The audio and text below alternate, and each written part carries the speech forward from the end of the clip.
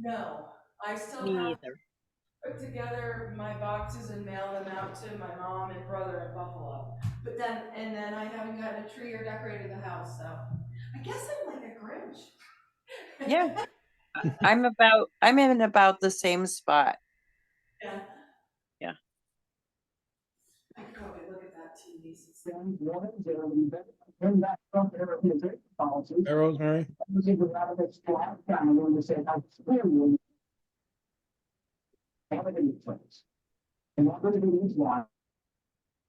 Here's my friend. Oh, what's friend's name? What a His name baby. is Ben. He's my daughter's dog. Oh, yes, that's right, your new adopted child. Can't hear anything.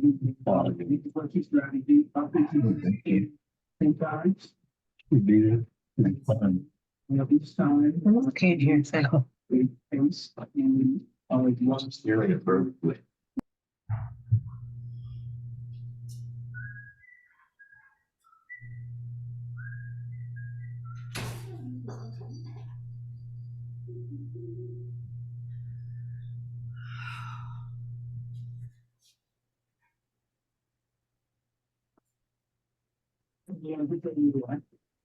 Hmm.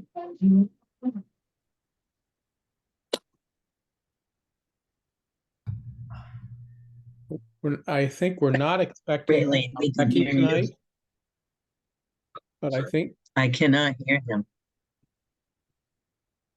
You hear us, I Rosemary? cannot hear him. Oops. Can someone maybe instant message her? Use the chat function. I don't think she can hear us. I actually just sent her a message. Yeah, I can hear you now. Thanks. okay. Thanks, Very good. Raylene. You're welcome. So this I think technology's phenomenal, right? so Becky's not going to be here, but do we expect Joe? Have you heard anything otherwise? I have not, David. So my guess is he'll hop on momentarily. Hopefully. So can you take notes for a few minutes till he hops on? Doing it now. Happy to. Oh, okay, great, thanks.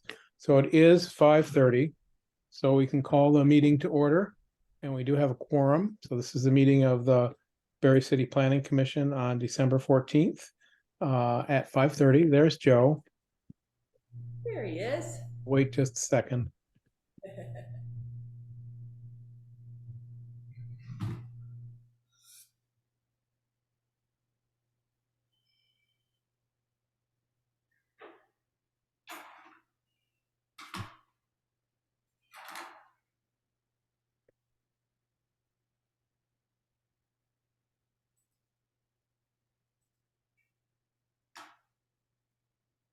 Are you connected, Joe? No, not yet. Are you on, Joe? Yes, I'm here. Okay, perfect. So we just called the meeting to order. That's the only thing you missed in the minutes. And the next item on the agenda is adjustments to the agenda. Does anyone have any adjustments to the agenda? I'm not hearing any. So the next item is approval of the minutes. And we have the minutes from the November 9th meeting in the packet. So I guess entertain any questions or a motion to approve the minutes. Yes, Janet. I think I read somewhere where we wrote ordinance and it's spelled as if the ordinance for like gun.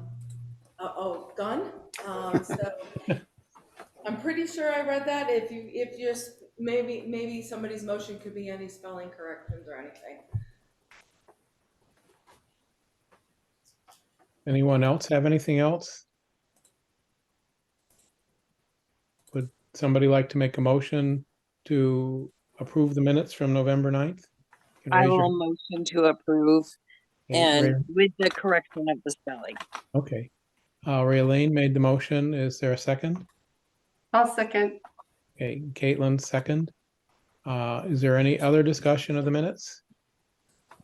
If not, we can take a vote. All in favor of approving the November 9th minutes, say aye or raise your hand. Aye. Aye. So the minutes are approved. I'll next- abstain, David. Oh, I okay. wasn't at that meeting. Yeah, okay.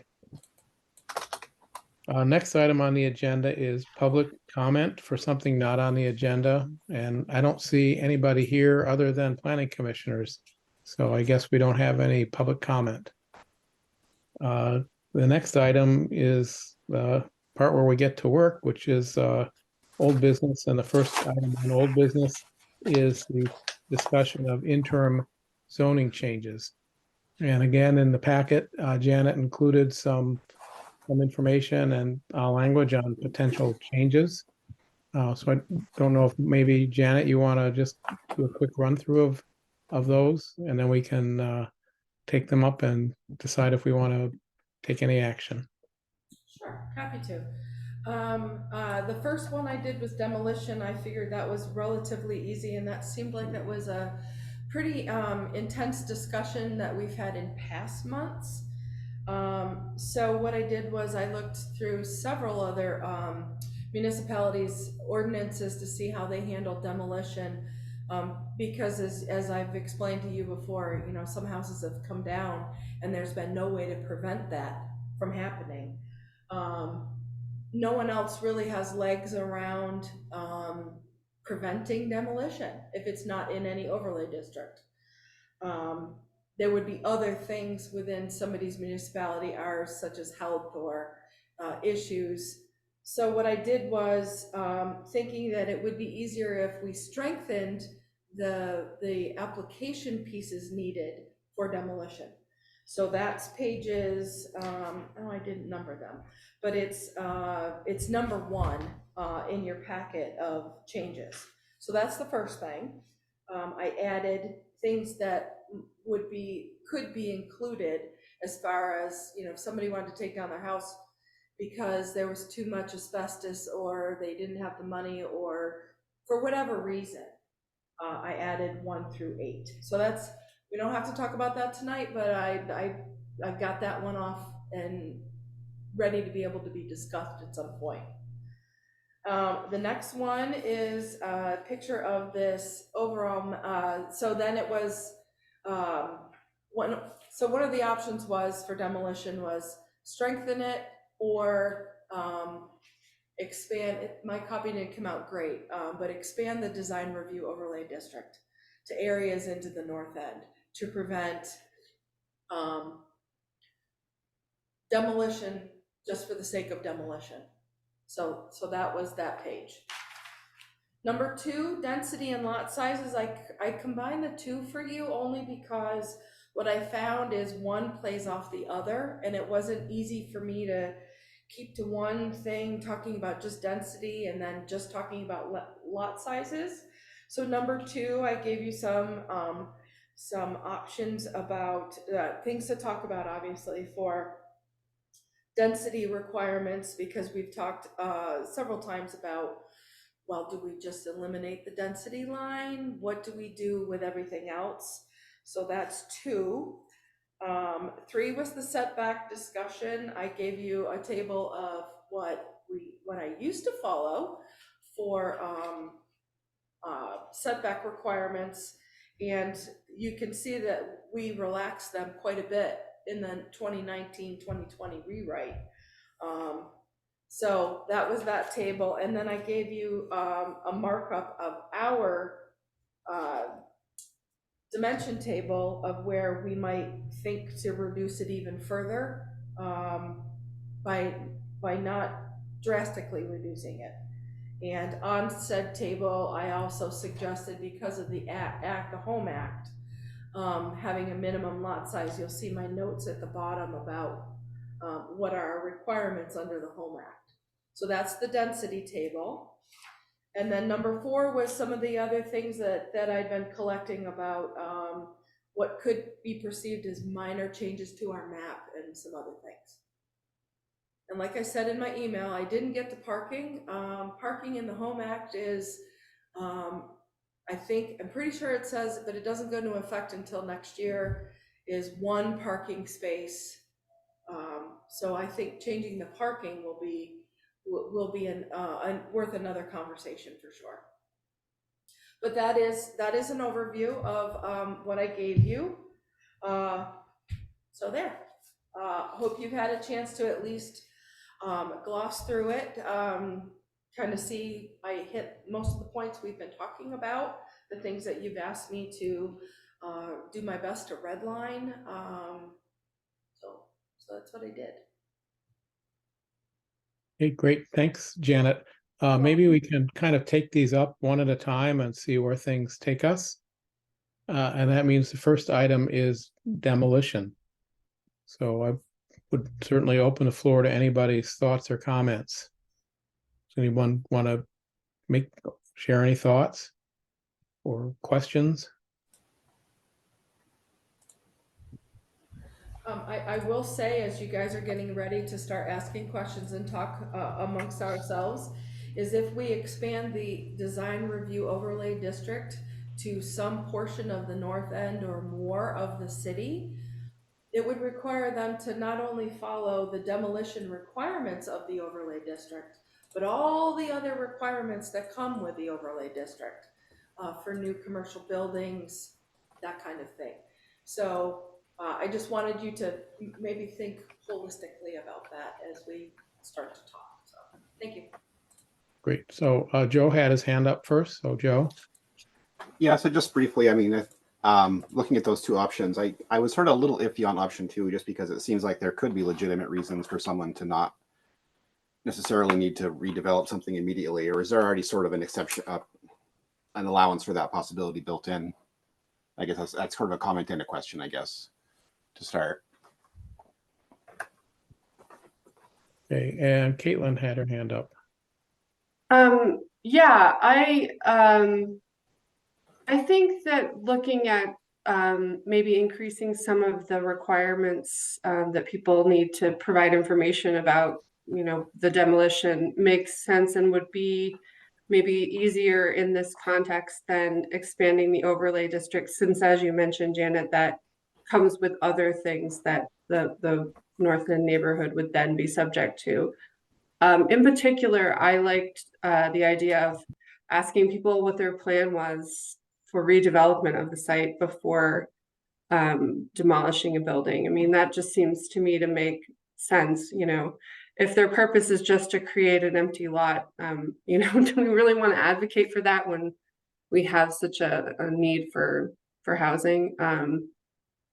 I've seen so many times just in my job where they're like, we've got this great plan, but they don't really, and then they demolish something and you've got a hole for the next 5 to 10 years before somebody finally buys the property and redevelops it. So I really liked that suggestion as part of this. Does anyone else have anything to add? If not, I'm going to offer some contrary thoughts. I guess with the design overlay district, I think, and Janet, correct me if I'm wrong, that was discussed when we did the last city plan. And and I think, in fact, it may have been proposed originally and then got made smaller. And the reasoning, I think, if I'm recalling right, was that when you get onto North Main Street, it's really a different character than the downtown. And perhaps the standards that apply to downtown would not make much sense along North Main Street. So that was just some history, and that's my recollection. But as I said, Janet, you might have a different recollection or interest. So I guess my thought is that's not low-hanging fruit. It may be that there should be some design standards for a gateway area, but I don't think that's low-hanging fruit. I think that's a little bit more complicated. My concern about demolitions is, number one, I think it's adding some cost and permits for removing buildings, and I don't know how many communities have those kind of requirements and how many don't. And I'm curious what the costs might be for some of the things on the list. But my other concern is I don't think preventing somebody from demolishing a rundown building is going to prompt them to all of a sudden invest money in making it into residential property. What it might do is just make them say, well, I don't want the building. I'm just gonna let it sit, or there's properties on the market that are as is that, it's $95,000 property, but it needs $200,000 of work. And often those properties sit on the market for a long time because people can't get financing, and they don't want to invest the money. So I'm concerned that it might prevent demolition of buildings that are eyesores and that aren't used for residential now, and it won't necessarily cause somebody to decide to redevelop it. So I'm just not sure if this is a beneficial approach or not. But certainly respect other people's thoughts that maybe it is. I see Raylene has her hand up. That would be one of my concerns as well, David, is that they would just sit empty and end up just another blighted property that is an actual hazard in the neighborhood, where people are worried about even squatters and other potential problems. That's a big concern that I would have. And Joe has his hand up. So to that point, I think, we saw something similar with the mayoral proclamation we had recently. Do we have any sort of data on what impact that had, if any, along those lines? And also, I would also, just to add to that, I will say I don't think we need to necessarily eliminate the possibility of demolition, but at least I am kind of sympathetic to the idea of at least putting an extra step in, as long as it's not too onerous. I guess that's the balance, to at least get people thinking about whether that's worth it or not. So I guess again, that question first, I guess, do we have that information? Because that seems like it would impact our thoughts on this. I can answer that for you. Great question. Only one building, and that would be the Italian Baptist Church down on Brook Street, which they continue to keep asking us questions about. And Michelle was good enough to remind them that that is a historic structure.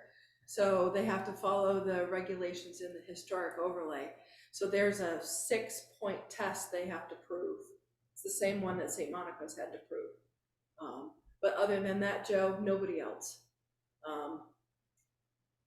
It was a great proclamation. I think people still are shell shocked. So I think that's why we haven't seen any requests for demo.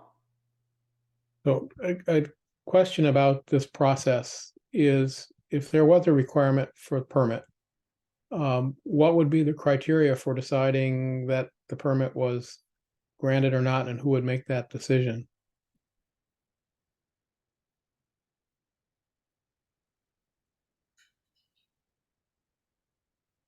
Are you asking me or anybody?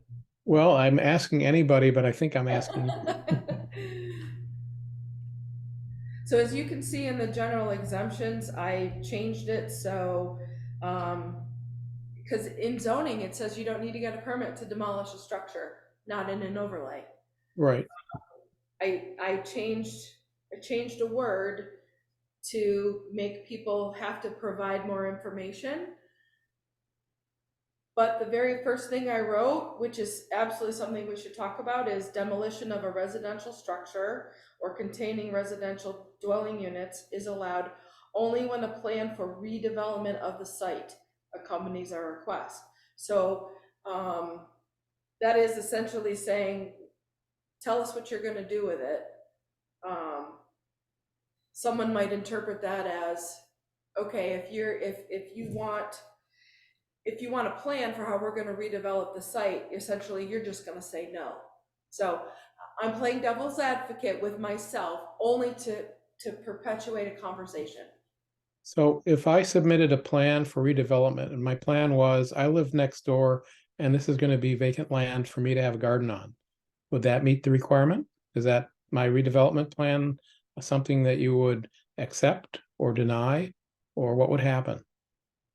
I would have to go to what is the definition of redevelopment?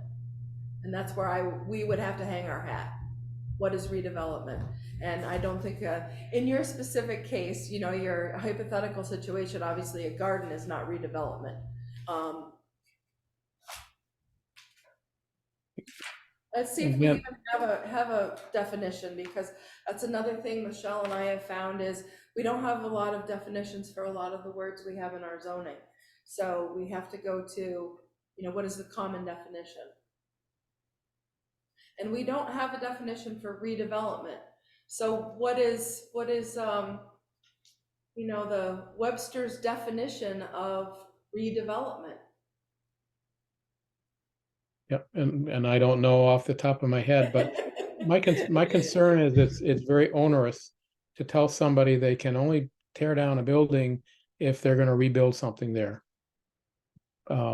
Which there are people who own property who can't afford that, and maybe don't want to sell it, or can't afford to renovate it, and it's cheaper to tear it down. Certainly heard stories about the hospital or other large employers looking into developing some housing for incoming staff or visiting nurses or whatever, and looking at older houses and saying so, and investigating how much would it cost to buy it and use it as a rental. And what they're hearing from contractors is it would be cheaper for you to tear it down and start over than it would to try to get this building renovated and up to standards. So I'm just concerned that this is an onerous requirement. Well, tear it down and start over would work with Right. this But if I don't, language. that's but- assuming I am like, and in these cases, the hospital or the large employers decided not to do that because it wasn't going to make economic financial sense. And so I can just see putting this requirement on somebody who doesn't have assets and isn't a developer would be really onerous. Or the building's just going to sit there, and maybe eventually it would come to the city as a tax sale property. And maybe 10 years from now that would be good, but I'm not sure this is the way to approach it.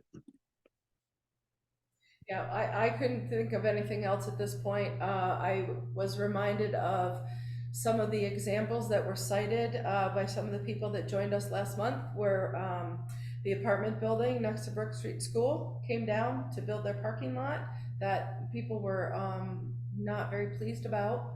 The house on Maple Avenue came down.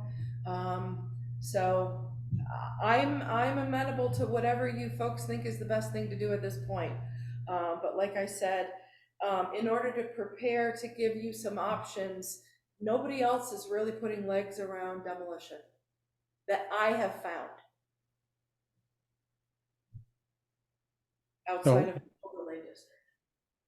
So I guess, that kind of tells me it's not low-hanging fruit in the sense that it's not something we can easily decide because it's not something that's been done in other communities, or at least not this way. But again, if others have thoughts or think something should move forward now, then this is a good time to say that.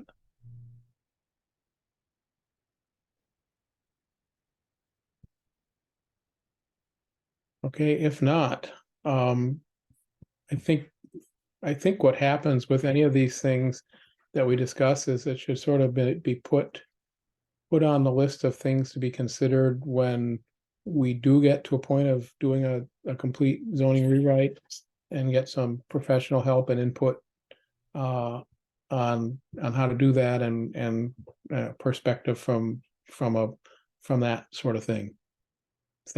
So I think that's kind of where this is going to go unless somebody wants to do something right now.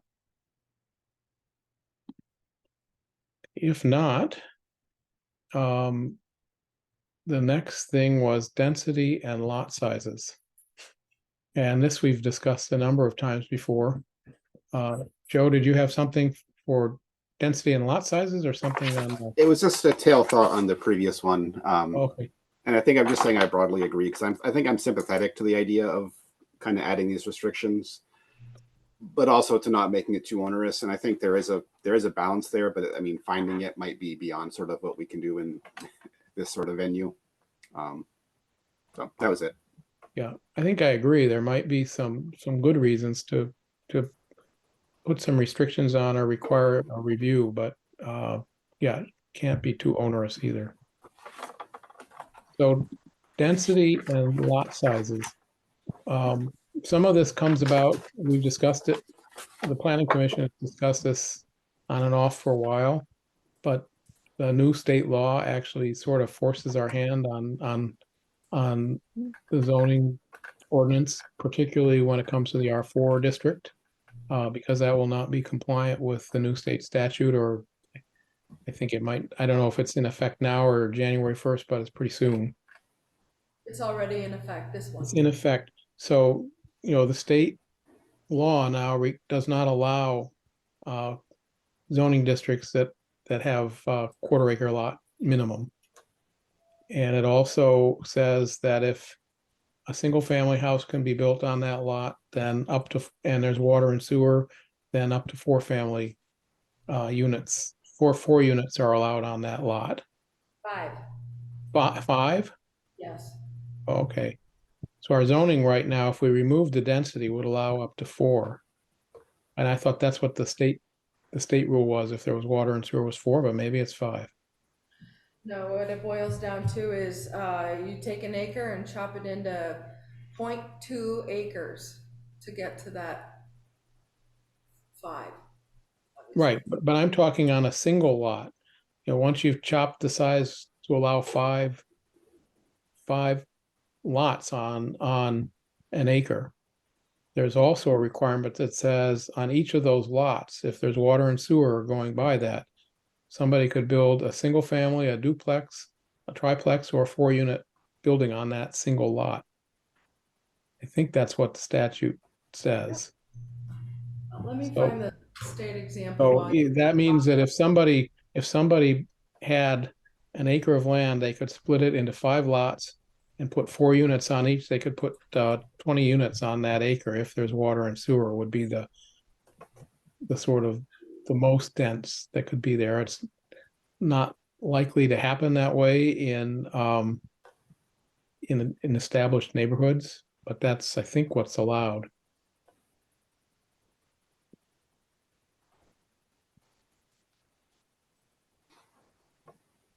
So I guess, what would be clear is, and Janet's shown this in the chart that's included, is the lot size, would have to be, the lot size for the R4 would have to be made 8,700 square feet instead of the 10,000 some odd. That's taking an acre's worth of square feet and dividing it by 5. So that's sort of something we need to change just to be in compliance with statute. And then I think if the density requirements remained, it would still only allow 1 unit on each of those lots.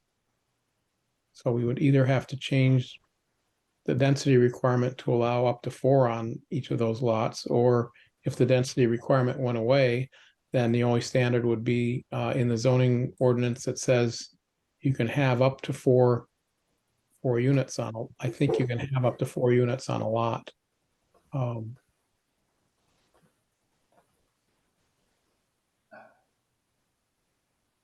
This will help facilitate the conversation, folks.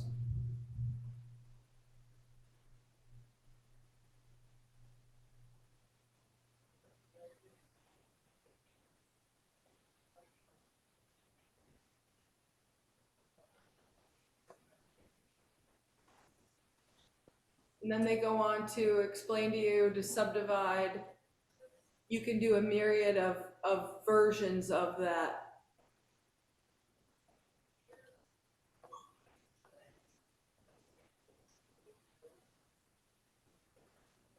So they're not actually allowing 20 units per acre, they're allowing 5 in different configurations. So the minimum lot size per unit is basically going from 1/4 acre to 1/5 of an acre. 0.25 Is to that- 0.2, which is a significant amount of square footage. You know, it's over 2,000 square feet. Right. So, and I can share this is right on the ACCD website if you folks want to go get it. It's one of their FAQs that they've put out. Yeah. This will help maybe get your head wrapped around the requirements.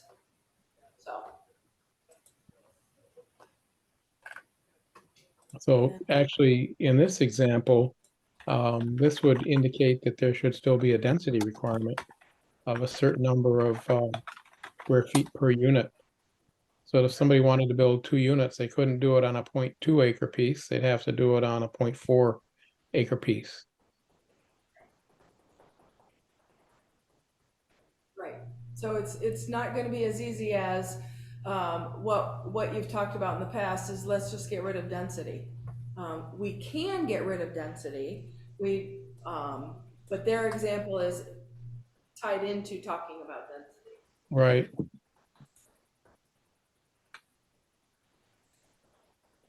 Let me see if I can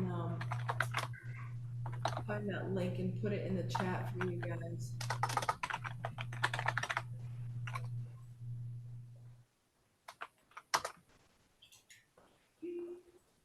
I just did, Janet. I put it in the chat. Thank you very much, Caitlin. Yeah. Faster than I am.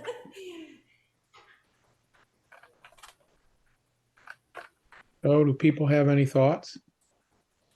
Well, I mean, it seems like we have to do this to comply with state law, so I mean, to me, there's not a lot of discussion there. Well, we have to change the lot size requirement, but we don't have to Right. eliminate the density requirement. Right. If we fix the lot size in MU3, R4, and general business only because a 5+ unit is a conditional use, therefore we've already allowed housing in general business. That Yep. has to comply as well. And so if you just did, you know, like I said, the lot sizes for those 3 and the density corrections for 2 of the 3, we've at least achieved compliance in that respect. Yeah.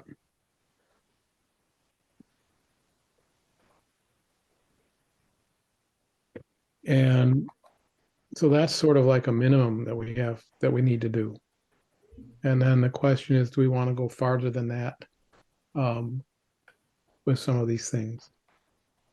And it may be based on what the example seems to be, that we could just leave density alone in the R4 district, other than changing the number to a smaller square footage. But we might want to talk about whether we need density requirements in some of the more dense housing residential zoning districts. Joe, you have your hand up? Yeah, so I'm just looking over the link, and thanks, Caitlin, for finding that, because I was hunting for it too. Yeah, so it looks like the 5 unit per acre is a minimum, and I'm just kind of looking through to see if they sort of establish their own maximum, and they don't. They seem like they leave that up to the community, individual municipality. So yeah, I'm definitely comfortable sort of adjusting our lot size to match what they're doing. And also definitely amenable to sort of, I'm not sure about eliminating completely, but you know, looking at allowing more, definitely. But it seems like they kind of leave that part up to us from what I'm reading. I haven't read in depth yet, but Yeah, that is what it seems to do, but we can take some time to look at it if we want to, and take it up at the next meeting, or we can do some things now and more later. But the idea of eliminating density on some of the areas that are not R4 is that there are older older buildings that have been split up into multifamily that could have more units, and Janet actually has one or two examples where that's happened. And the only thing that's preventing additional units from being added is the density requirement. And so, the question is whether that's something that people think could be eliminated, at least in some of the zoning districts. And that would probably allow some property owners to add units fairly quickly. Right. If nobody's changing their structure, then they have the room inside. Right. Or if they build a new one and they meet the setbacks and the other standards, they could build as many units as they can fit on the property, meeting those setbacks. Yes, Caitlin. I mean, I think I said this at the last meeting, but I would be in favor of changing some of the density requirements where there are existing structures that could support more units. That seems like an easy way to allow for more housing without, really making much of a change at all in the character of the Yep. neighborhood. Yep. Raylene. Same, I'm very open to that part of it. We need it, and we need it right now, and that seems to be the easiest and fastest fix that we could make. Oh, Janet, could we have language that just eliminates density requirements for existing structures in the R, let's say the R12 and R16, or maybe even R8, R12 and 16. Just zoning. Creating some kind of language, David, you're suggesting is Yeah. making an exemption? So for existing structures within those districts don't have to comply with the density requirements. So as soon as somebody wants to add to a structure or build a new structure, then they would have to meet the density requirements. If we did that.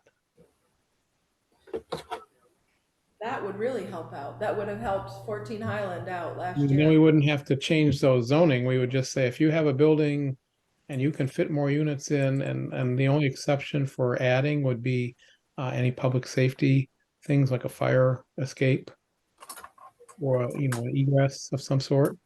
But they would still have to provide parking as the code requires, and so on. They just wouldn't have, the density requirement wouldn't be what prevents it for an existing structure. And that's probably a pretty simple thing if it can be drafted. Yeah, I will have to figure out where the best place to insert that language is, but that's a great suggestion, I think. So then as when someone comes to us and says, that's exactly what we want to do, then really you eliminate the density test. It's how big do you want to build your apartment? Or you have to meet 220 for a 1-bedroom or 150 for a studio. It becomes more of a reality for these people. Yeah. In your existing structure, if there were somebody wanted to build an addition, or if they wanted to build a new building, that language wouldn't exempt them from the density requirement. That maybe we don't want to have the density requirement for those either, or maybe we could make that a conditional use, so it gets some kind of review. But the existing structures just seems like a pretty simple change that would bring some units online fairly quickly. Yes, Raylene. The only thing I would be curious about as far as additions would be if you are adding, even if you're adding space, let's say into your basement, that maybe you would want to add some sort of entranceway to to your home, so there could be separate entrances. So Mhm. maybe turning your existing front porch into an enclosed space that is, would that change any, how would that change things? Or would that hold something up? Oh, that's a good question. I was thinking those kind of changes that don't change the footprint of the building would be kind of life safety requirements. So for example, if somebody's wants to put a basement unit in and it can meet all the other standards, but it needs, I don't know if it needs one or two ways of egress. Putting a door in would be kind of a life safety thing, the same as having some form of fire escape with a landing on the outside of a building on an upper floor. Yeah, Raylene, in the basement scenario, it wouldn't be zoning that would potentially trip somebody up. It would be the building ordinance, it would be the health and safety codes, it would be the international building code that we follow. They have to, they would have to, there's just so many other things. But if we prevented that first barrier, that certainly helps, right? Um, I can tell you on Maple Avenue, someone added a third apartment 2 years ago. And because our requirements to allow for egress outside of the building can encroach in the setback, that was really simple for them. There was nothing that prevented that, I think it was third or fourth apartment to come online because that piece is already taken care of in zoning. It'll be other places that might prevent people from getting things done for sure. Joe, Yeah, I really like the idea of starting with eliminating the restrictions on existing buildings. 'Cause I think that's, we're sort of looking at the things that can be done quickly and the low hanging fruit, and that seems like that's a really good start because these are, a new building being built. That's a big project, but it's something. Well, and modifying existing one is too, of course, but not as much. Um, but it seems like allowing those to be modified more easily would be a really great start. I do still like the idea of doing something similar for new construction, but maybe having that maybe not changing it completely, but having it at least be a possibility would be worthwhile. But at the very least, yeah, I definitely agree really solidly with the idea of starting with the existing buildings. yeah, Um, because conditional use might be the thing that that's allows the some word I was other looking for. things, but then the DRB would look at the rest of the neighborhood around it Right. to help them make a determination whether it made sense in that particular location. Right. Yeah, that's the word I was looking for, and I think that's including that possibility is a good idea too. I think so.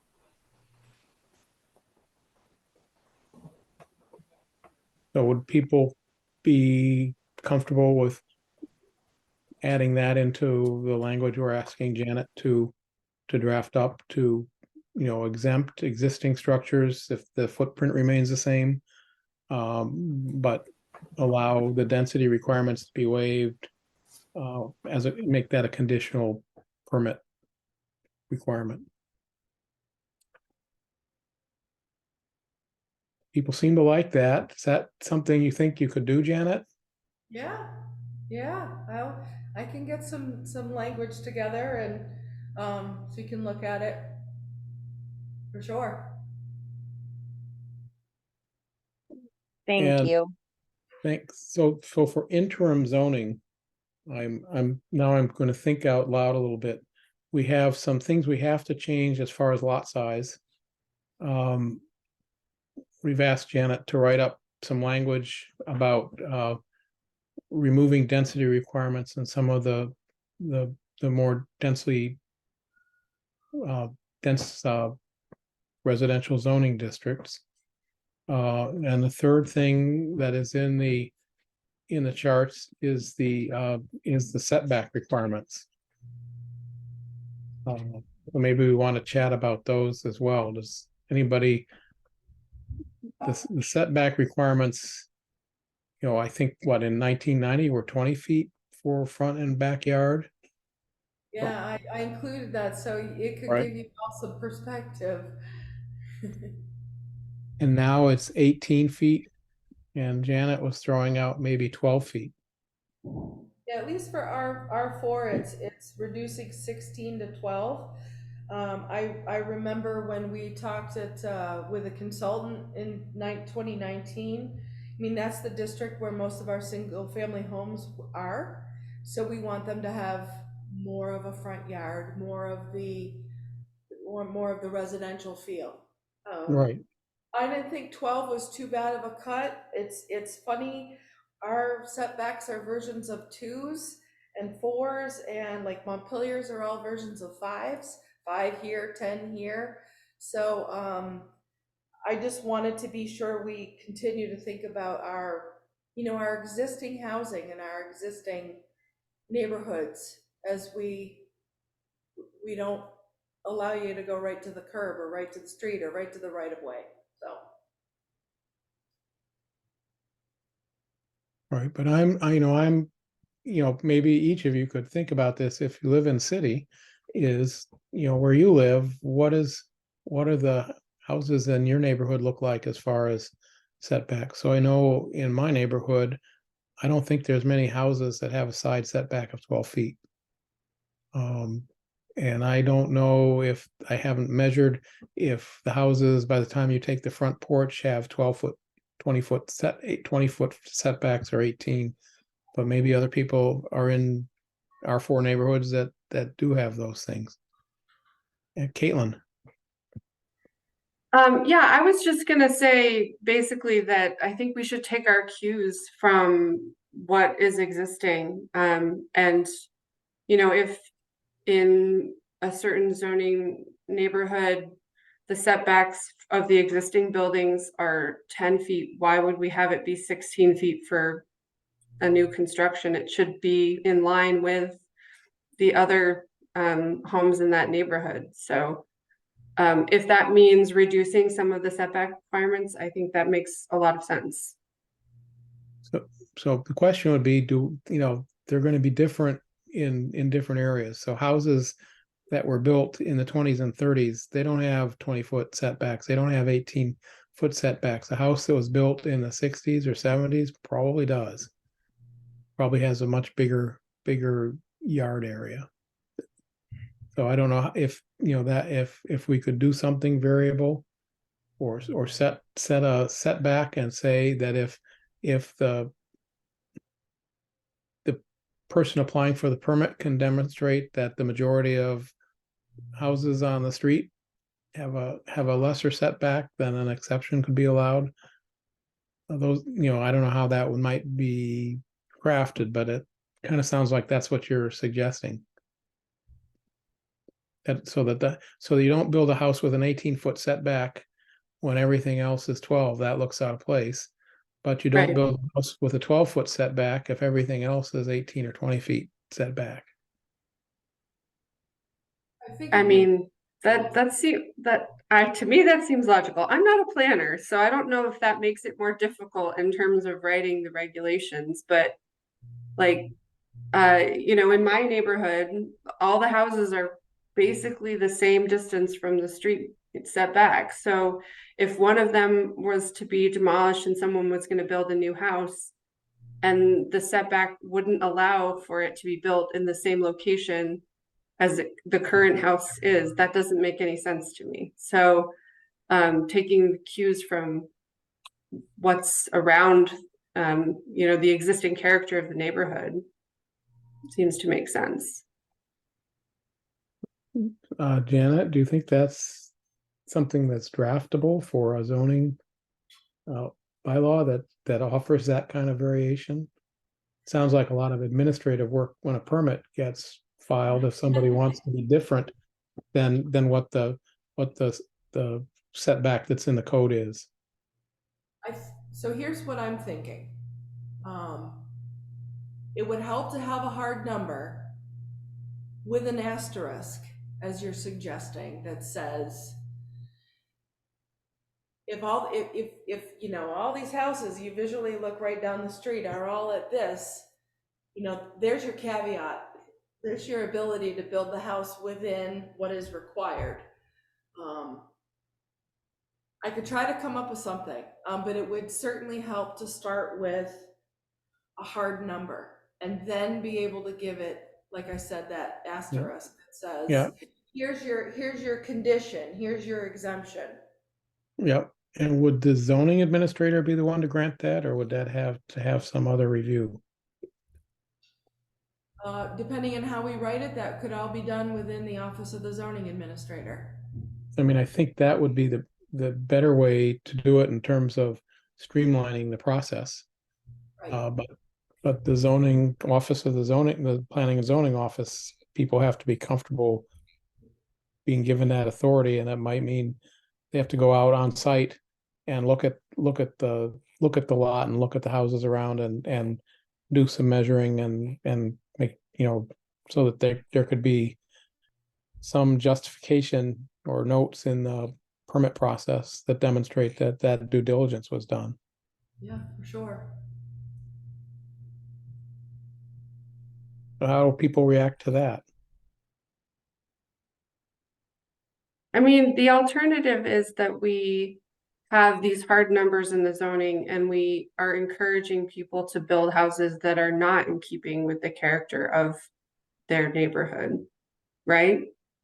Because think they're so. meeting the zoning requirements and it's a, it's a number that we've decided on.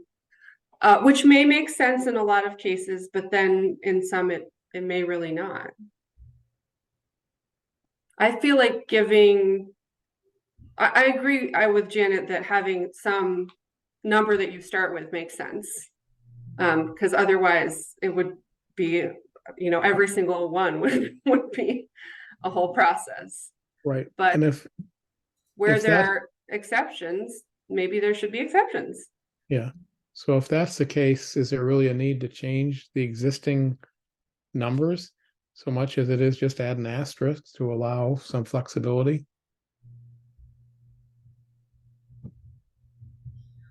Interesting. So the new builds would have to follow the requirements. A new build would follow the requirements unless they asked to have the requirements reduced based on the character of the neighborhood, so to speak. So again, thinking in the neighborhood I live in,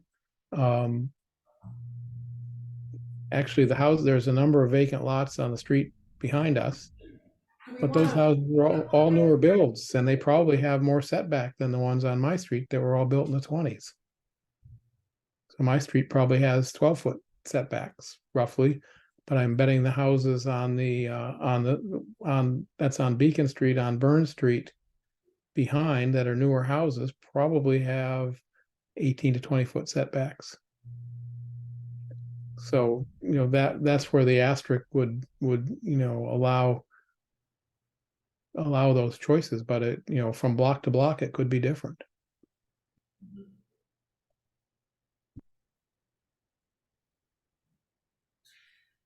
And you're suggesting just the front at this point in the conversation? So I would suggest all of them at least have the flexibility to look at what the surrounding things are, or at least with the front and the sides. Okay, we can certainly look at that. Joe? I was still muted. So the existing setbacks are minimums, if I understand correctly. So like one thing that has always been a possibility, like say if all the houses were on a particular street were at 12, there was nothing ever stopping anybody from making one that was 20. Is that correct? So I'm not sure we want to be too concerned about wanting to make sure to match everything up, exactly within the neighborhood. Although I do like the idea of at least having it be sort of a possibility, and I'm definitely in favor of smaller versus larger numbers there. But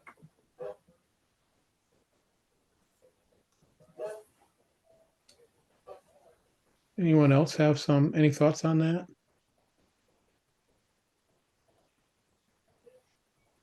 So Janet, your list of homework's getting longer. It is, isn't it? Well, we want to fill up all that time you're going to save by not having to be the assessor. Remember, I now have to train the assessor. Oh, that's true. All right, so I'm hearing, I think I've heard what you folks have said, so we're going to, at this point, leave the setbacks alone, come up with some language as another exemption, so to speak. Right. To Uh, reduce the setback. So if somebody wants to do that, they have to ask, and it has to be, reviewed, but it can be the planning and zoning office can make a decision. okay, Of course, if somebody doesn't like the decision, they can always go to the DRB. Anyhow, they can always That's appeal. They can always appeal a decision of the city, the planning and zoning office. that's correct. Okay. Okay. So the other things on this list is the number 4 was the Highland Avenue, which Do you folks know where this property is? Up off Washington Street where Planned Parenthood is at the bottom? It's up there. and I'm wondering if the change we discussed in the density requirement that would exempt, if for an existing structure would not apply the density requirement, would that take care of this particular situation without changing the zoning district? Actually, yeah, I guess, Um, yes, because their intent, they claim they had the room within the building. right, and they're in an R12 district or something like Right. that. Yeah, this picture.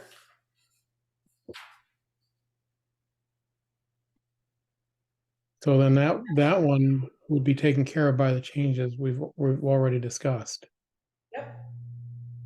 I So believe it. maybe, so why don't we move on to the next one, which is 67 Prospect Street.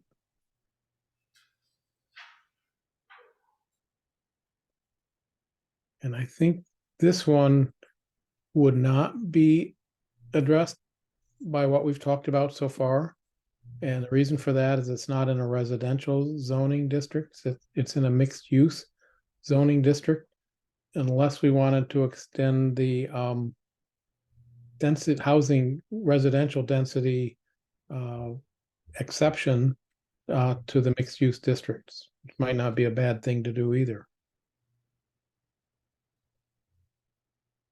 Does that All make of those are apartment buildings right there. But in the past, 67 had a store in it, and I couldn't tell you if the reason why that was MU2 was because of that instance at the time. I don't remember what the consultant's idea of that arm was. You could extend R12 over there, but that would take the ability away for it to be mixed use of any kind. I'm just wondering if we could do the same exemption of the density requirement for changes within an existing structure. And apply that to the mixed use districts as well as the residential districts for residential use. Let's see what it has to say for what we desire in that mixed use.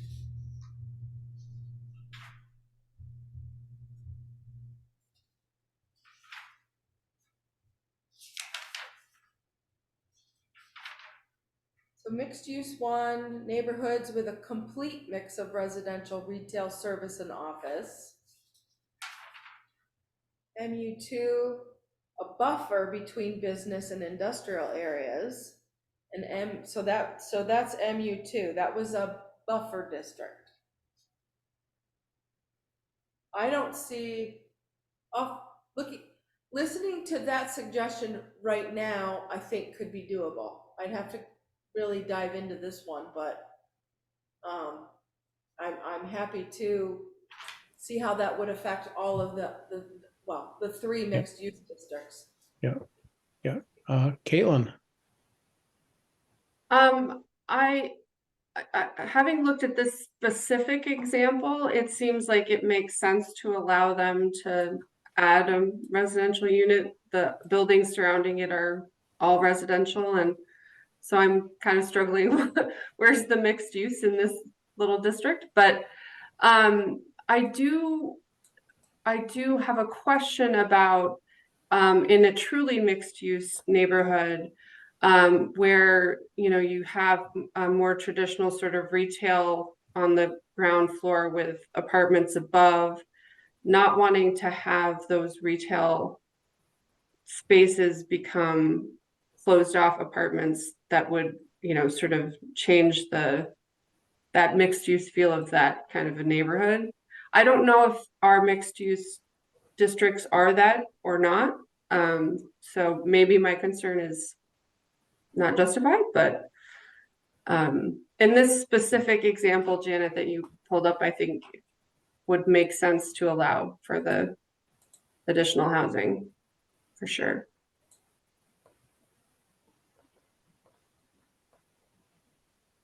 that just sounds a little more complicated to me anyhow, because it's not a district that's meant to just be for residential use. So we could encourage more residential density there, but that might, as you said, that might discourage some of the other mixed uses.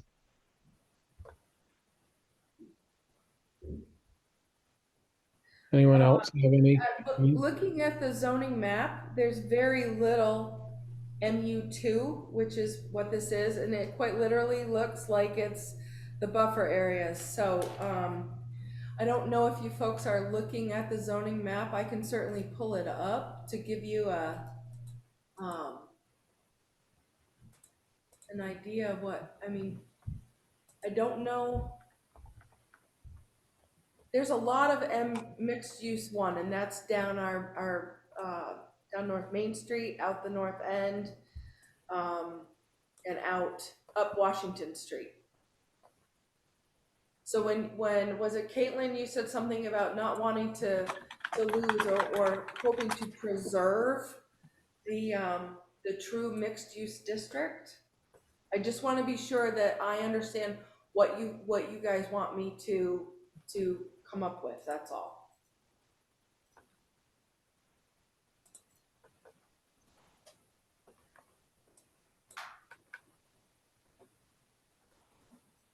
There'd be a splash of color here.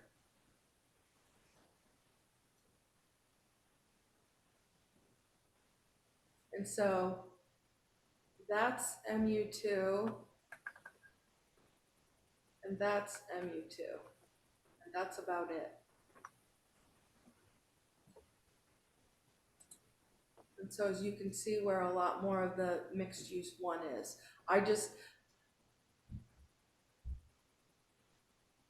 Please tell me if you want me to come up with some language for all three, or one of them, or a version of them.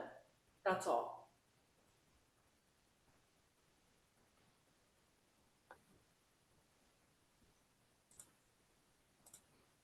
Well, the MU2 seems to be fairly small, and they're not on the main streets.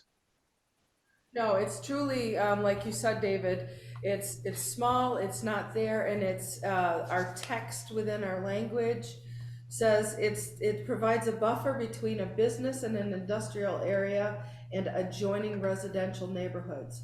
So it's almost like the little leftover areas. So In my mind, at least the MU2, I don't see any reason to have density prevent more housing, more units, residential units to go in. Joe.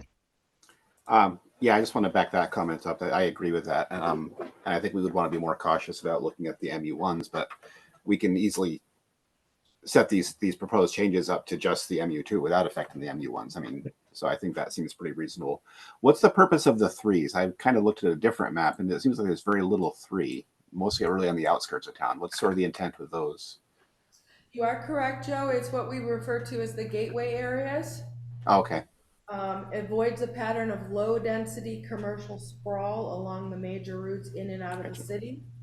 Encourages investment that increases the value of buildings and property in the city. Okay. Yeah.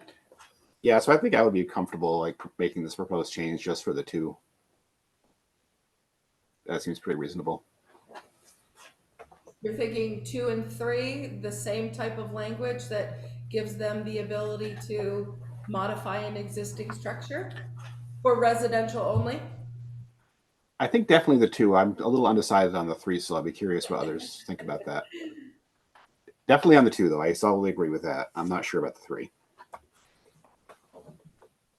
And I apologize, in this version, using the council computer, I can't turn off and on the different zoning districts like I can in Google Earth, because then I could show you exactly where they are.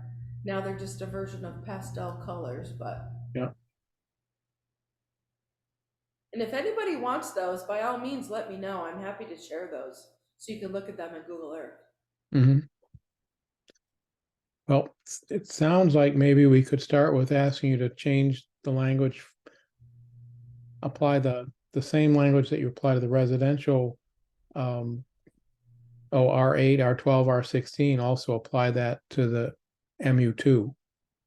Okay. And we could always come back and add another district. That would be a really simple amendment once the base language is written. Okay.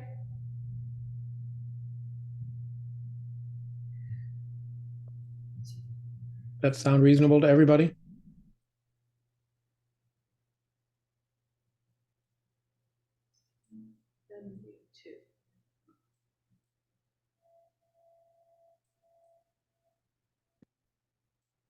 Okay. Great. Okay. Good. I think we've got that one going. And then I think the third small zoning change had to do with the Stones gas station that's on Washington Street, and maybe we can go back to the you will see,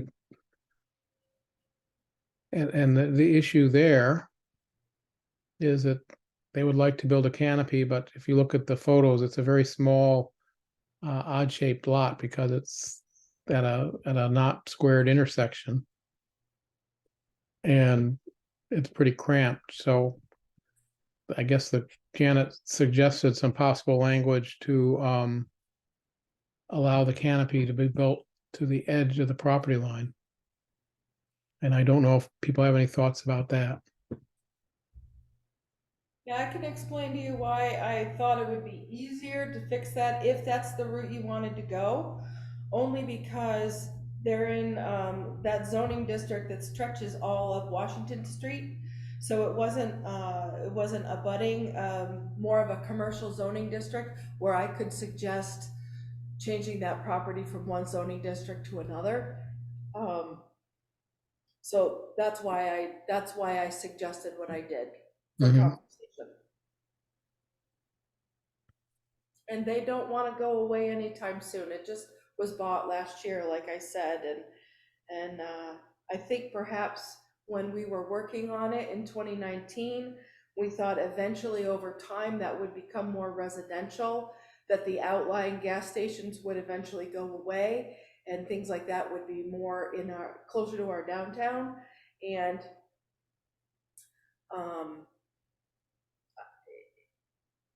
in order to at least give this gentleman an answer as to whether you're going to entertain anything that may help him or not. That's why I came up with what I did. So looking forward to this conversation for sure. Anyone want to start the conversation?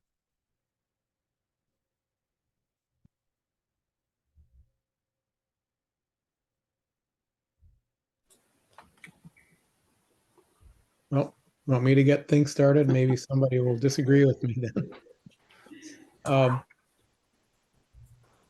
I think it might be reasonable, but only as a something that requires conditional use agreement. And I have two reasons for thinking that. One is if you look at the photo of Stone Service Station, and by the way, I like them, so it's not nothing against them, and then try to picture what a canopy would look like there, it would be a big change. That's one thing to think about that might be a DRB sort of question.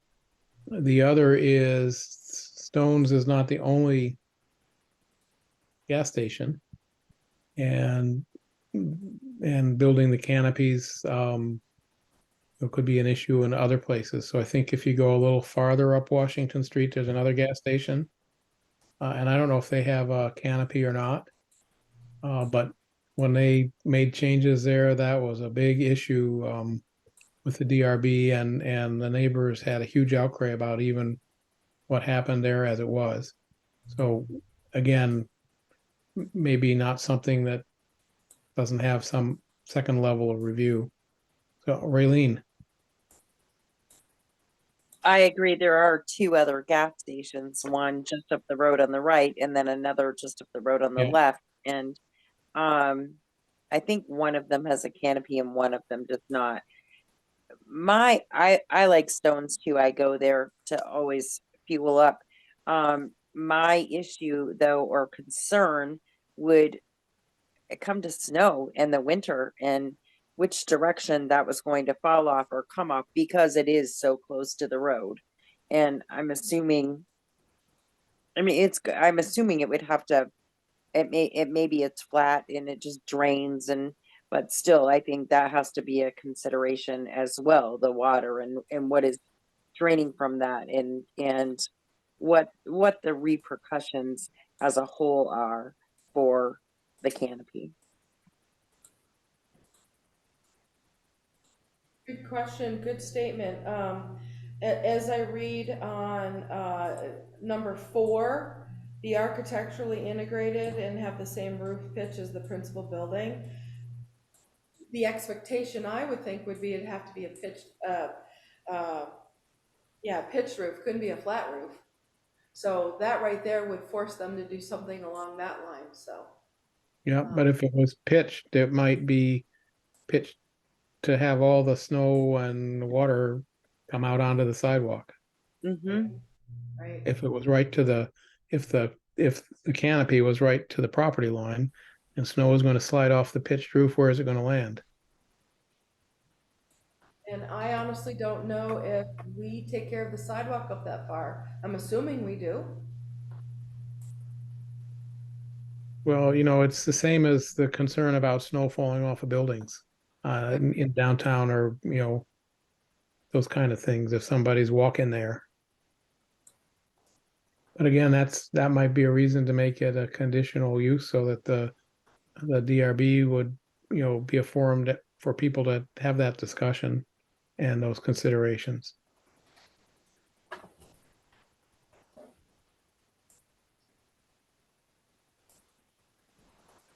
Yeah, Joe.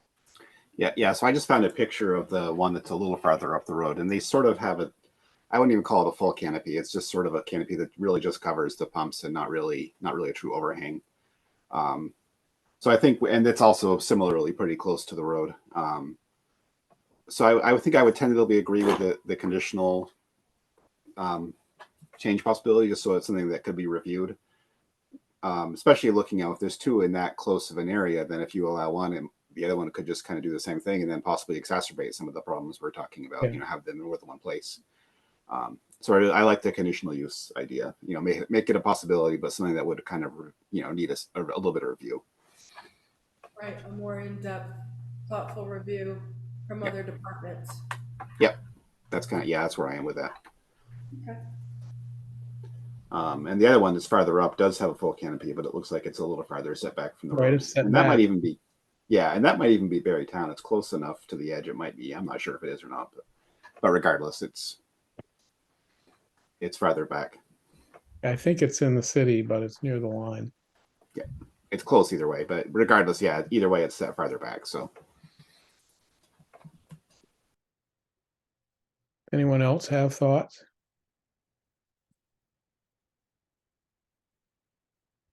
So if it was to be a conditional use, what part of building the canopy would be conditional use versus being allowed, period? Would it be the setback issue?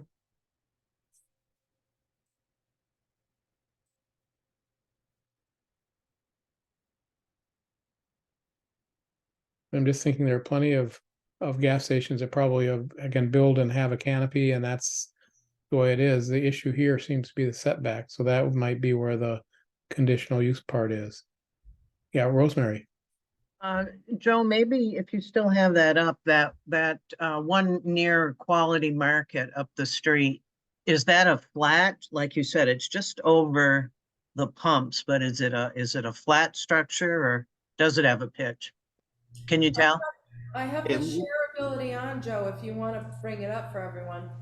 yeah, just a sec. I'm just going back to it now. I gotta I mean, sort I of- don't know if that would matter. I mean, if you're talking about a pitch, then you're definitely talking about water and snow falling off it, but It's pretty flat, and it's also, like I said, it doesn't cover the entire.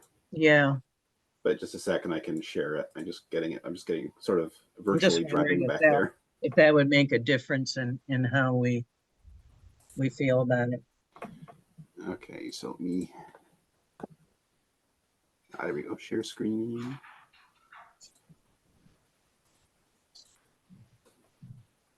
So did I do that right? Is it? Oh no, I didn't yet. Just a sec.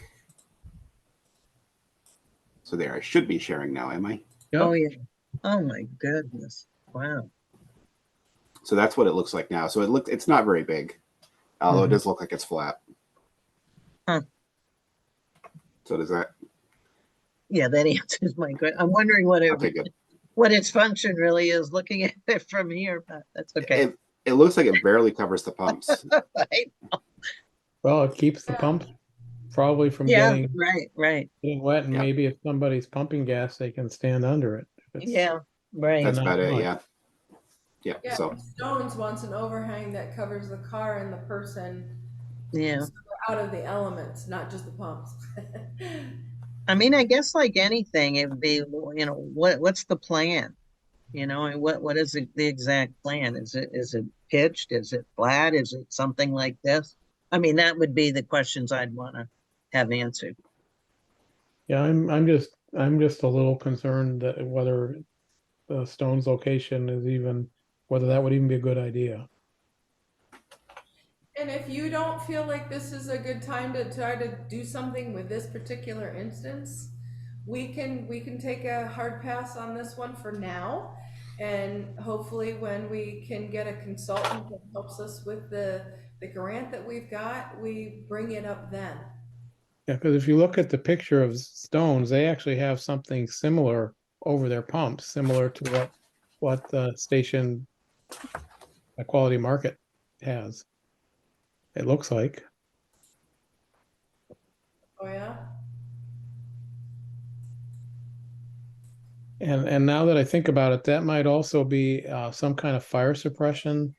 Have some capabilities for fire suppression or something as well that they may be required to have. But we're not the experts, I don't think. Yeah. Yeah.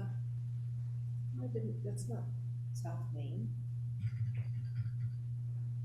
Yeah, you're right, David. They're very similar. There are two of them because there are two pumps that are spread further apart, but it's the same thing. It really just protects the pump itself. Yeah.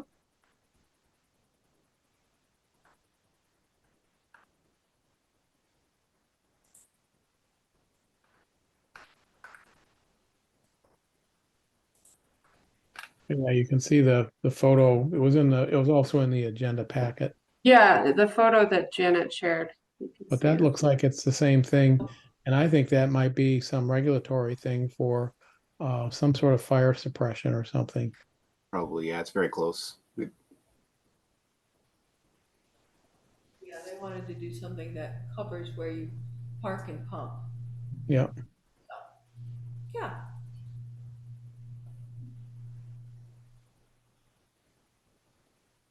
So do people feel that I guess we're offered an option of taking a pass or saying we just don't think it's a good idea or doing something shorter term? Anybody have any preferences? Eileen, I guess pass, but only because I want to be able to go down and look at it a little more and then go up the road on 302. Because I'm pretty sure the one on 302, just up above on the left, the one that Joe showed us a picture of, there's still, even if the car pulls in and parks next to the pump, I believe you can still drive another whole car right between that section and the sidewalk. yeah, And that definitely would not be the case at Stone's. And because the traffic there is already, I mean, it's right up tight against that intersection, the traffic is already kind of crazy there. So you literally are going to have a car, and the sidewalk is the only buffer between anything that's falling off it. I don't know why I'm stuck on that part of it, but I really am, of how it's going to be pitched and what it's going to be like. It's such a small space. It's too bad they couldn't have moved the pumps onto the other side of the building or put them kitty corner or something. And because I think that it might be a lot easier, but I would like to be able to go there in kind of picture if they're looking at a full and I drive by every day, so I could certainly do that, but I wouldn't want to make any decision about that until I had done such a thing. and Caitlin. I guess I'm feeling like not wanting to make a decision on this tonight.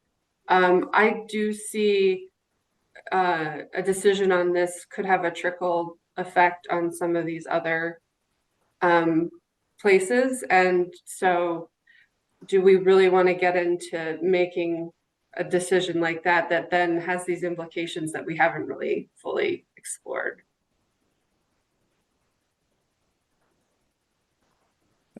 Anyone else? Okay, so if not, Janet, it sounds like we're not interested in making a decision tonight. I think that's great. I'll just put it back on the to-do list for the future. Okay, I appreciate the conversation. okay, so I think, yeah, that gets us to the end of our zoning interim zoning changes discussion. So I guess kind of to wrap up, we discussed a bunch of things and Janet's going to draft some language. And if you have time, I guess it would be nice to have it at the January 11th meeting. In hopes that maybe we could adopt something that then could go on to the city council, some recommendations to go to the city council and get that moving. Yeah, as interim zoning, so potentially getting in front of city council for a one and done in February. Is that what you guys are thinking? Yeah, Or the so if end we of could, January? right, so if we could wrap up our work at the January 11th meeting, then it could go to the city council and they can fit it into their agenda as you know they see fit, but we will have done our part to get the process moving. Are you interested at all, any of you, in me looking at the parking and coming up with some drafts based on the Home Act for January? Or do you want to proceed with this portion for now? What are you thinking, David? Because like I said, Um, I didn't get to looking at parking for you yeah, guys. I think it's worth looking at. Um, offer a couple of immediate kind of off the top thoughts, but not off the top because we've been talking about it for a while. One is that if the state law is not going to allow more than a requirement of one parking space per unit, A real simple interim zoning change would just be to change our current parking. I think it's now 1.1 or something. 1.2. 1.2, just change that to 1 because that's something we're going to have to do anyhow. Okay. That would be a really simple, kind of low hanging fruit. My other thought is that until the city is really ready to move along in dealing with the winter parking ban, I just have a hard time in my mind doing much more than that until that question's answered. So those are my two thoughts. I don't know if others have anything they want to add or agree or disagree.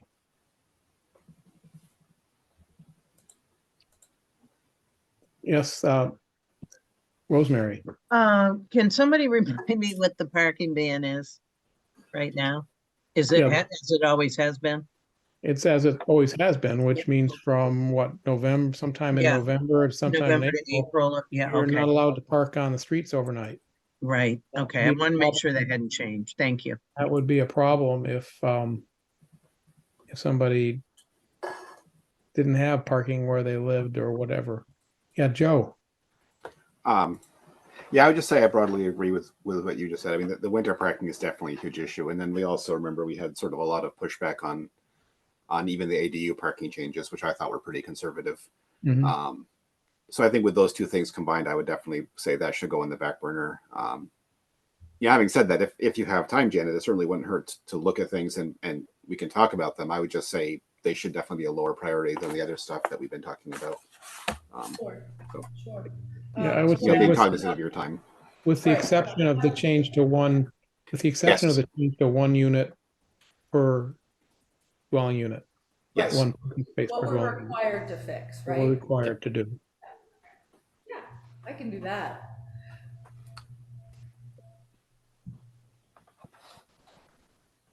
Is there anything else we need to chat about relating to zoning? Okay, well, we're making good progress. The next item is the request from the Housing Task Force to have the city apply to participate in the Agency of Commerce and Community Development's Neighborhood Development Area Designation Program.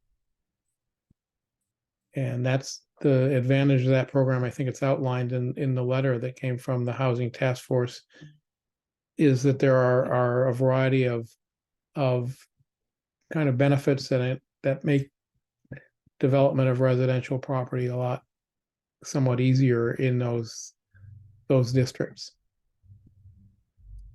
I had communicated with Janet that I thought the Planning Commission had talked about this in the past, and there was some reason that they didn't. The Planning Commission didn't move forward.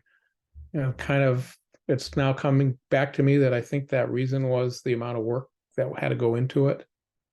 That it's a fair, it's a fair amount of work to get the application together and maintain the information. But there certainly are many other communities that do this. So it's something I think worth considering. I would love to hear Janet's thoughts. You probably know more about the intimate details than the rest of us. Sure. So David is right. We did talk about this. I believe it was in September. And I had explained to you that this was something that I've been wanting to do since like 2016. It's usually time that prevents me from getting it done. It's always been on my to-do list. But right now, as I look at the application, I think there are parts that you folks could help with, but I don't think, and this is coming from somebody who used to work there, said that the planning commission couldn't do the work or shouldn't do the work. But I quickly looked at the application right now and I don't know if we can even meet all the requirements to get an NDA district. Um, but I would have to do a deeper dive into the application. And I think I promised you guys that I would report back on an NDA in like February, when I thought I'd have more time to be able to devote to this. Interestingly enough, the Vermont Planners Association met today here. They held their annual meeting in Barre City, and there were Chris Cochran and Jacob Hemrick from Department of Housing and Community Development were here, and they explained that they're going through reform on these actual applications to attempt to make them less onerous and easier for people to apply and get designation. So they're starting that conversation. I don't know where they are in the process, obviously, but I think they just have, they have to come up with a report by the end of the, the year. But I would affirm what I told you earlier in the year, that I would be able to get to this closer to February than right now. Caitlin? Janet, I can just add, because I do work with Chris and Jacob. And so there is a report that's required by the legislature on, they're calling it designation reform. And so that is due for this legislative session, along with, proposals for reforms. Obviously, anything that was proposed would have to be implemented in statute. So who's to say how the legislature will feel about any of the proposals, or if they would move forward quickly on any of this, but that's where that all stands. Okay, thanks. So I'm wondering if this might be something that we take Janet up on her offer and suggest would be on the February Planning Commission agenda. And then we can kind of take it from there. And we also would know by February at least what that report said, and whether there might be legislation that's been introduced to do something. So we would know more than we know right now. That makes sense? Yes, thank you, everyone. Okay. So that's I think that gets us through old business, and we're running a little bit late, but we're getting there. Is there any new business, Janet, or any commissioners? I probably have some, but nothing comes to mind, and I don't want to hold anybody up tonight. So we have an Okay. assessor. I'll hit under staff updates. So Okay, so yeah, the next meeting will be January 11th, just to confirm that. And the next item is staff update. So I'll turn the floor over to Janet if she has anything she wants to share. yeah, I wasn't able to get to anything written. I figured it'd be easier just to inform you and affirm what you probably all have read in the Times Argus. We interviewed and then subsequently hired Martin Appraisal Services to be our assessor, and Larry, his name is Larry Martin. He actually he's officially on board, and I meet with them Tuesday. And Larry and his daughter Carly will be the assistant assessor. So they're going to dedicate 20 hours a week to us. And what they're going to do for the city, we've got them on a track to get the values updated for the houses due to the flood, essentially those homes in the north end. So that portion of the grand list is factual.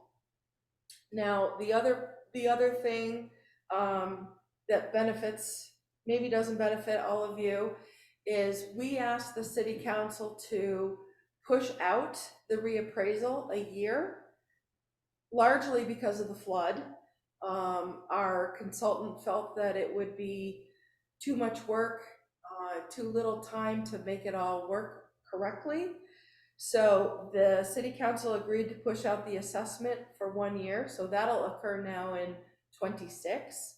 But what they're going to do for us is help us get caught up on the backlog of outstanding things that have been done to people's homes and businesses that aren't reflected in their assessed values. So, quickly, what happens is when somebody pulls a permit in our office, say for a new garage, they get a zoning permit, a building permit, and likely an electrical permit. Copies of those permits go to the assessor.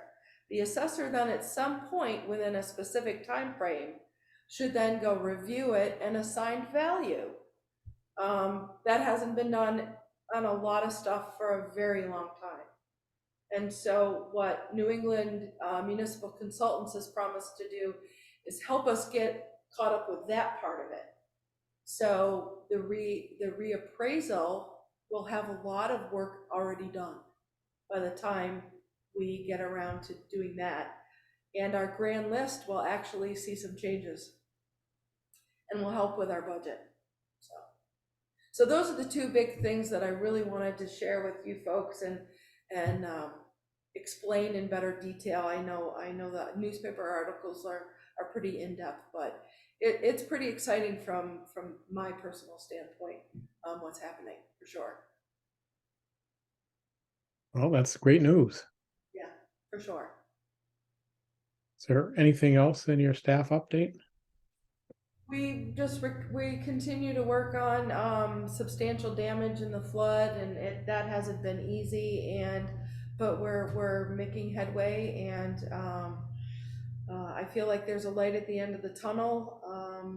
These are the hard conversations we're having with people who've been flood damaged, and then discover that it impacts them more than they thought. So, yeah. Looking forward to 2024 for sure. Yep. Okay. Okay, Thank you, Janet. welcome. Then the next item is roundtable. If any commissioners have anything they'd like to share with the group.